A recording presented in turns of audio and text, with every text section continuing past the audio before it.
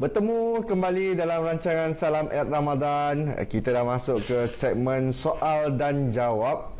Soalan kita ada 3 soalan yang kita ajukan kepada Ustaz. Soalan yang pertama, Ustaz. Ayuh. Soalan yang pertama adalah, sah ke puasa orang yang masih makan pada waktu imsak? Ada orang kata tak boleh. Ini disoal oleh Faiz. Ustaz, mohon penjelasan, Ustaz. Baik, terima kasih.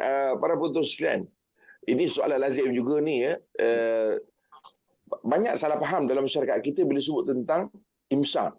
Ada orang sangka waktu imsak ni memang dah tak boleh makan macam azan. Ya. Itu biasanya orang dah clear lah yang tu. Tapi waktu imsak ni orang sangka tak boleh makan.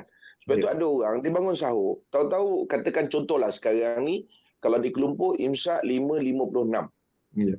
Contoh. Jadi 5.56 azan. 5.46 dah mula imsak. Imsak ni apa? Imsak ni ialah kadar yang kadar lebih kurang 10 minit atau 50 ayat yang mana pada kadar itu Nabi SAW berhenti makan. Ya? Sebab cerita imsak ni daripada Nabi SAW. So Nabi SAW dalam kadar 10 minit ni atau bersamaan lebih kurang 50 ayat, Nabi berhenti makan. Maknanya Nabi tak makan dah lah. Berarti Nabi dah stop makan. Jadi waktu imsak ni memang ada. Ya, dalam kita lah. Hari ni kita ada waktu subuh, waktu imsak. Baik.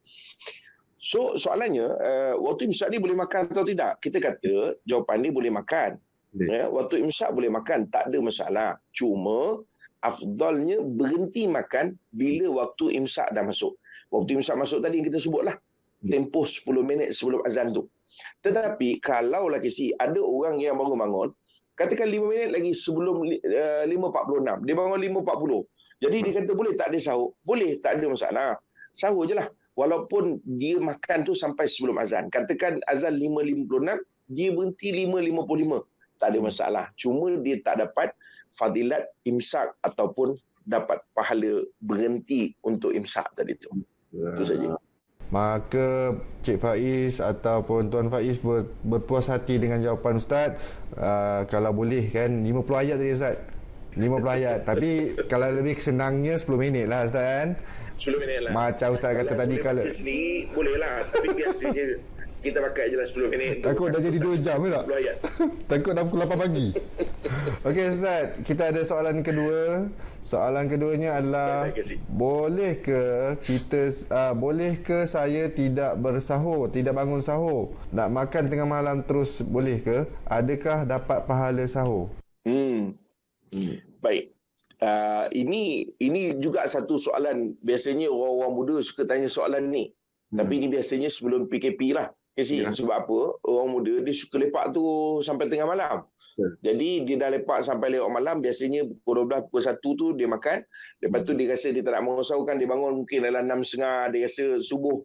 Dia bangun untuk sembahyang subuh je. Itu pun bukan awal waktu lah, dia akan masuk ikut dan je lah. Jadi biasa begitu. Cuma dalam PKP ni mungkin dia tak boleh buat. Pasal kalau dia buat begitu, rasanya dia bersahur kat lokam. Ya, betul.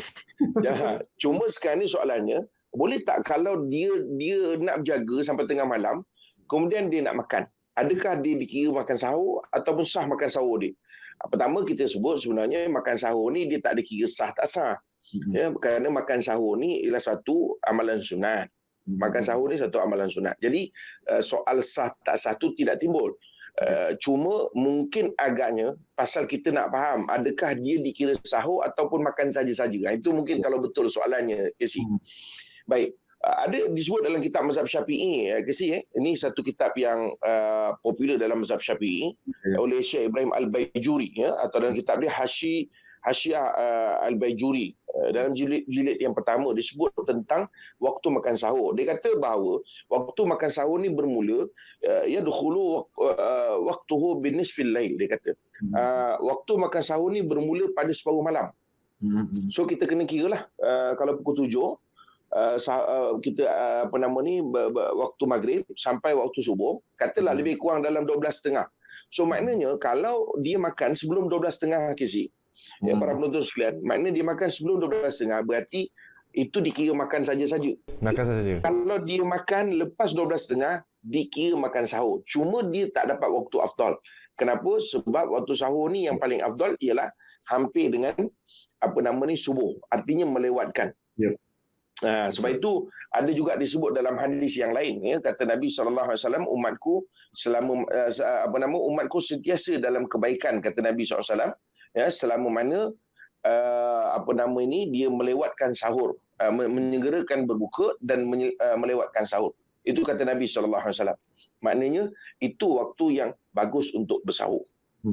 Dan dia dapat pahala sunnah lah bersahur lewat itu. Sesuai dengan apa yang dianjurkan oleh Nabi SAW, umatku sentiasa dalam kebaikan selama mana menyegerakan berbuka dan melewatkan sahur.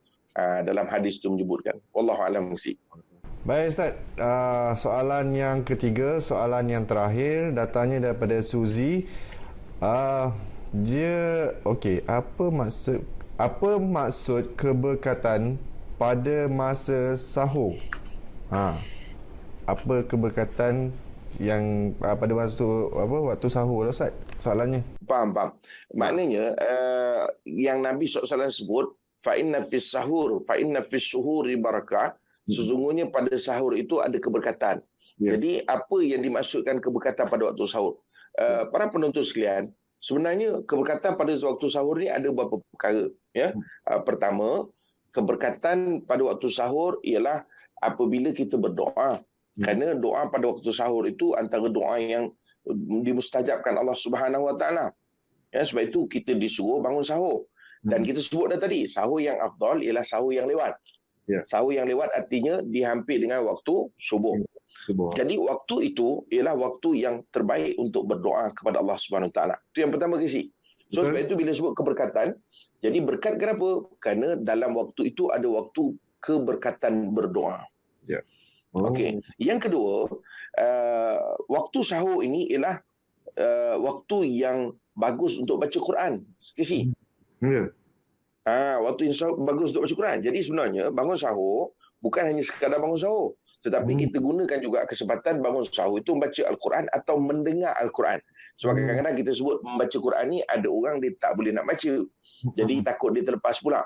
So dia boleh juga mendengar Al-Quran. Kenapa?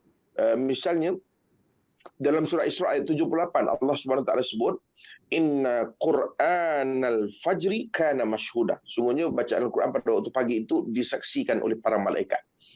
Jadi sebab itu kita suruh bangun sahur. Kerana kalau kita tak baca Quran pada waktu itu kita rugi kerana bacaan pada waktu itu disaksikan oleh para malaikat. Yang ketiga kalau kita boleh ringkaskan, kerana pada waktu sahur kita boleh untuk beristighfar. Ya, kenapa? Sebab istighfar pada waktu sahur ini adalah di antara ciri-ciri ahli syurga. Sebab apa? Allah Subhanahu Wa Taala sebut dalam Al-Quran surah Ali Imran misalnya ayat 17. Allah Subhanahu Wa Taala sebut wal mustaghfirina bil ashar. Orang yang minta ampun pada waktu sahur.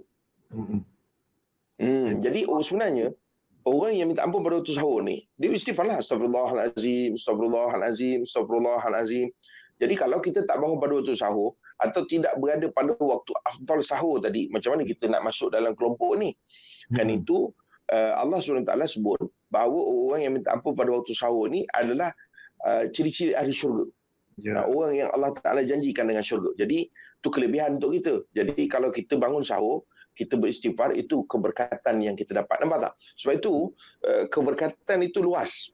Itu kalau kita sebut dalam konteks keberkatan dalam konteks syarak. Dan kalau kita sebut keberkatan dalam konteks badan kita sebenarnya pada waktu sahur, bila kita bersahur, kita beri badan kita ni keperluan makan tadi. Dan dia insya-Allah dapat membantu kita supaya kita produktif pada waktu siangnya menjelang kita nak berbuka puasa. Wallahu a'lam. Baik. Maka terjawablah ketiga soalan yang diajukan daripada penonton-penonton Salam Ramadan.